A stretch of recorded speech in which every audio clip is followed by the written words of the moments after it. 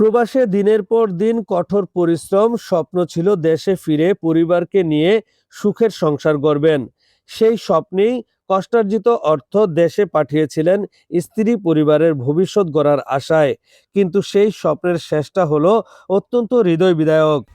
মুন্সিগঞ্জের লৌহজংয়ের নিজ ঘর থেকে উদ্ধার হলো প্রবাস ফেরত ইলিয়াস মাঝির পচে যাওয়া ঝুলন্ত মরদেহ।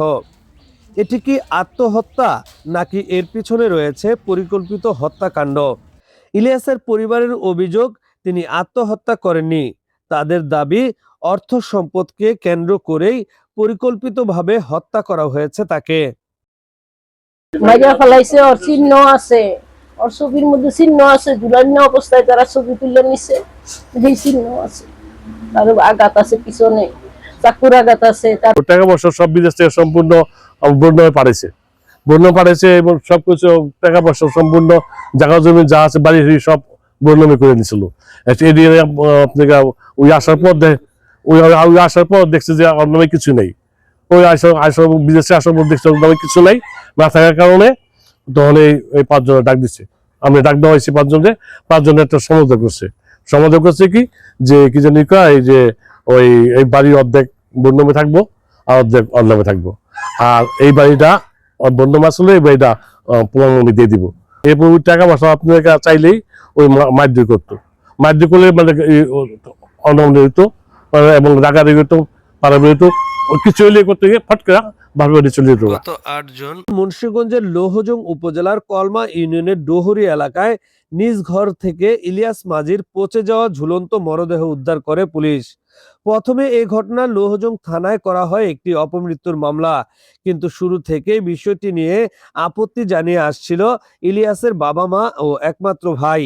তাদের দাবি, ইলিয়াস আত্মহত্যা করতে পারে না, তার মৃত্যুর পিছনে রয়েছে রহস্য। জি না, আমার ছেলে আত্মহত্যা করার লোক না সে। আমরা তখন দেখছি যে তার ঝুলানো অবস্থায়, তার আমরা তো ভিতরে ঢুকি নাই, বাইরে থেকে করছি। পুলিশ এসে দরজা ভাঙছে, লোকেরা ছবি তুলে আনছে, অন্য বাইরের লোকেরা, হেরা ফেসবুকে ছেড়ে দিছে, অনলাইনে ছেড়ে দিছে। আমাকে তো ভিতরে ঢুকি নাই। ভিতরে যে নিচের রুমে যত রক্ত, তারপরে সিঁড়ির উপরে রক্ত, নিচে রক্ত, এই বাইরে আসবো দেখে এই জায়গাটা গেঞ্জি বিছাই দিছে, উপরে ফুল প্যান্ট বিছাই দিছে। তারপরে তার যে গলায় ফাঁসি, তার ফাঁসি মনে করেন হটকা না, তার গলার মধ্যে দুইটা কিট্টু, তার অনেক রক্ত নিছে। ফাঁসি দিলে তো রক্ত পড়ার কথা না। আর রক্ত আমার ছেলে, ফাঁসি দেওয়ার ছেলে না সে। সে ফাঁসি দিব কোন দুঃখে, কোন নিয়ে ফাঁসি দিব? তো ফাঁসি দেওয়ার কথা না চান, আর সব টাকা পয়সা ওর কাছে সব আত্মপ্রসাদ। এরকম যদি চাইতো ৫০০,০০০ টাকা, তখন ওর সাথে দরকার লাগলো, তো ওর কিছুই নাই তোর দিনকে। এই কথা এক সময় কি করতো আমার ছেলের লোকে। তারপরে তো ১ মাস আগে থেকেও গেছে, এই সামনে বাপের বাড়ি, ওইখানে গিয়া রইছে, ওইখানে গিয়া ব্রিজ কিনছে, ওইখানে রইছে। ছেলে একা ওই জায়গায় রইছে, এক ওয়ালের ওই ধারে সমন্দির বাসা, এই ধারে এক ওয়ালে, এই ধারে সমন্দির বাসায় কোনো লোক নাই। বউ গেছে বেড়াইতে শুক্রবার দিন। আমার ছেলে শুক্রবার দিন মানুষের সাথে কথা বলছে রাস্তায়। আমার হেনে আইতো মাসে ২ বার, একবার দেখা করতো, ৩ বার হইতো, ৪ বার হইতো। কোনো সময় ডাক দিত, বহন তো আমার কেউ ডাক দেয় না।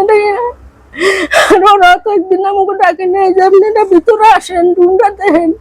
মানুষ দেখে রক্ত ধোয়াইছে, জুতা মুতা কাপড় চোপড় সব নদীতে বাইকে মেরে ফেলাইছে। এই লোক আছে জায়গাতে ফেলাইছে।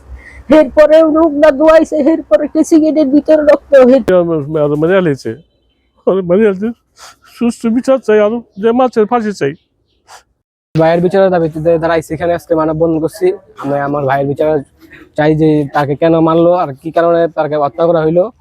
তাকে হত্যা করিয়া পরে নিচে মাইরা তারপর তাকে ফাঁসিতে ঝুলানো হয়েছে।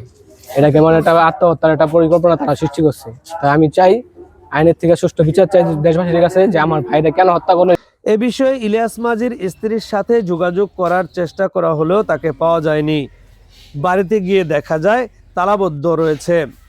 মুঠোফোনে যোগাযোগ করা হলে কথা বলতে অস্বীকৃতি জানান তিনি। হ্যালো, আসসালামু আলাইকুম। আপনি কি ডলি বেগম বলছেন? আমি মুন্সিগঞ্জ থেকে সাংবাদিক বলছিলাম। আপনার আপনার হাজব্যান্ডের বিষয়টা আমরা আপনার কাছ থেকে একটু জানতে চাই আসলে, যে আমি একটা নিউজ করতেছি, তো আপনার বক্তব্যটা দরকার। হ্যালো। ইলিয়াস মাঝির মৃত্যুর রহস্য উদ্ঘাটন ও প্রকৃত ঘটনার সামনে আনার দাবিতে লোহজংয়ের কলমা ইউনিয়নের ডুহরি এলাকায় অনুষ্ঠিত হয়েছে মানববন্ধন।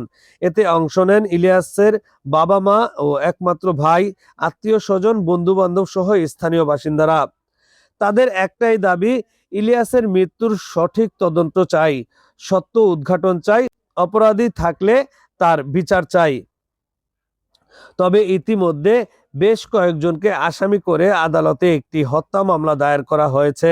বর্তমানে মামলাটি পুলিশ ইনভেস্টিগেশন পিবিআইয়ের তদন্তাধীন রয়েছে। একজন প্রবাসী যখন হাজার হাজার মাইল দূরে থাকেন, তখন তার চোখে থাকে পরিবারের স্বপ্ন। রোদ, বৃষ্টি, কষ্ট আর একাকিত্ব পেরিয়ে উপার্জন করা প্রতিটি টাকা তিনি পাঠান প্রিয়জনদের কাছে।